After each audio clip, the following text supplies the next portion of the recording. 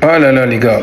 Maintenant, est-ce que vous arrivez à comprendre pourquoi l'UFC a encore de très très beaux jours devant eux et que jamais le PFL ne sera une organisation capable même de rivaliser avec l'UFC? Est-ce que vous arrivez à comprendre? Vous avez vu samedi ce qui s'est passé, la victoire de Boris Atangana, la victoire de Patrick Abirora, tout le monde s'extasie et ça commence à donner des débats de fou. Ça commence à dire que Patrick Abirora, il a le niveau top 10 UFC, top 15 UFC qui peut taper des gens de là-bas. Tu commences à entendre des trucs de ouf. Les gens ont perdu la raison, mais après, ça fait partie de la stratégie du PFL. Parce que le PFL, quand ils viennent à Bruxelles, quand ils viennent à Paris, quand ils viennent à Lyon, tout ça, ils savent que c'est un public encore jeune, qui connaissent rien au MMA, qui n'ont pas le recul pour analyser les combats qu'on leur propose. Eux, ils voient juste leur star locale qui brille, qui défonce quelqu'un. Oh, c'est bon, il est trop fort. Waouh.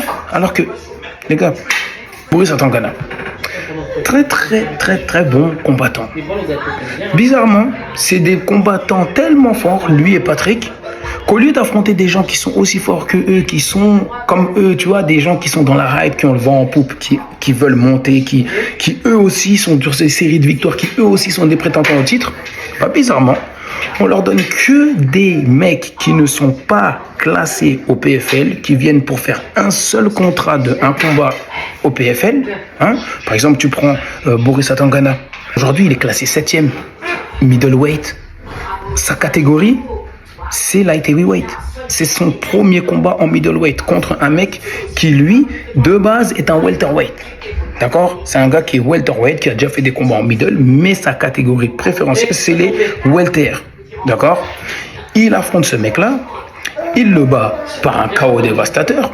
Le gars était déjà sur une série de défaites, puisque le gars, sur ses 4 derniers combats, c'était 3 défaites et une seule victoire. D'accord?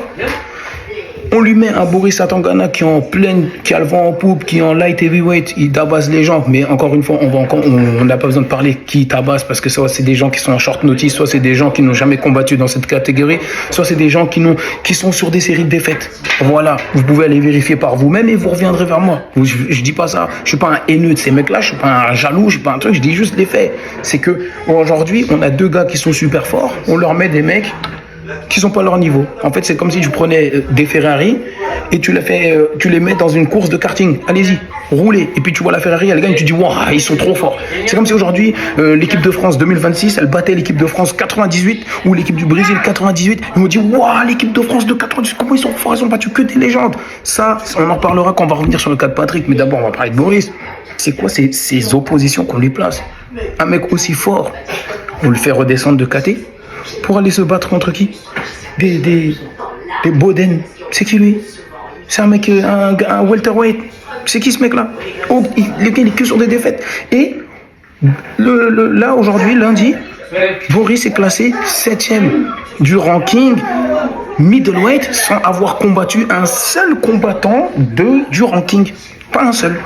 Un gars qui est sous contrat, sous PFL, qui est dans le ranking depuis longtemps, il n'en a pas affronté un. Que ça soit en light heavyweight, que ça soit en middleweight, il n'en a pas affronté un. Il est 7e.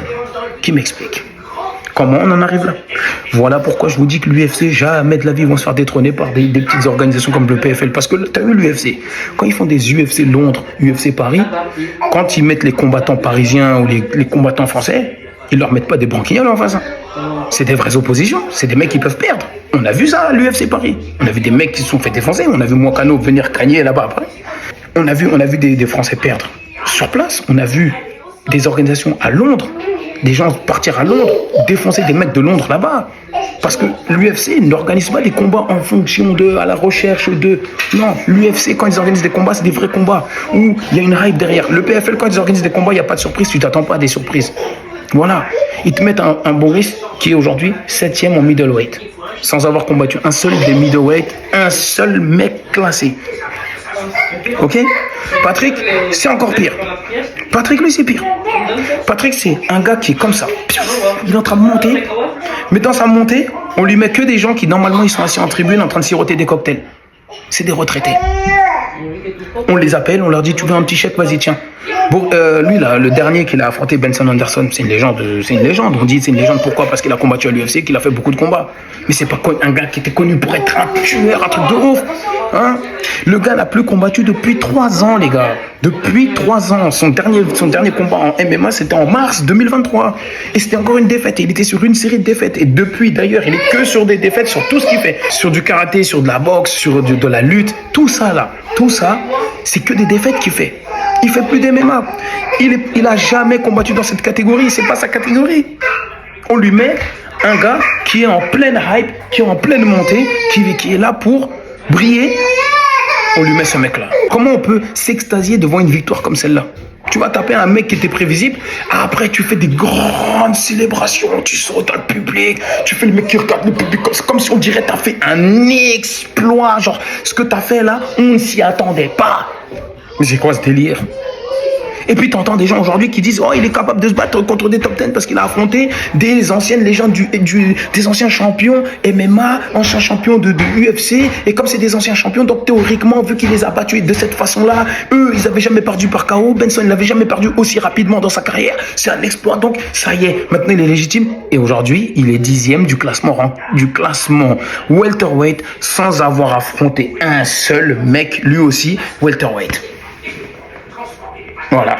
Vous pouvez vérifier, allez-y, allez sur le ranking du PFL, allez ensuite sur Tapologie, regardez les noms qu'ils ont affrontés, regardez les noms, cliquez sur les noms de ces gens-là et vous allez voir c'est quoi leur palmarès à ce moment-là.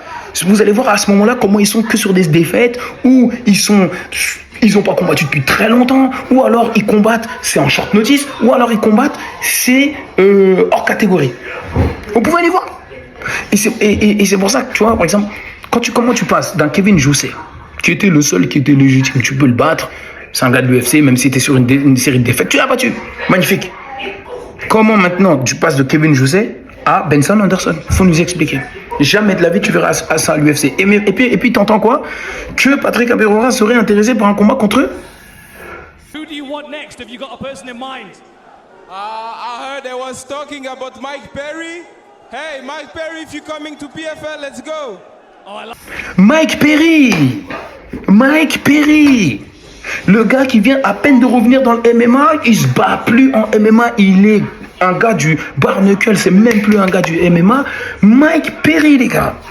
Mike Perry, pourquoi Mike Perry? Il est ni classé, ni rien du tout. Il a fait un dernier combat là, avec Nate Diaz, un combat de bar, de saloon. C'est lui que tu vas chercher.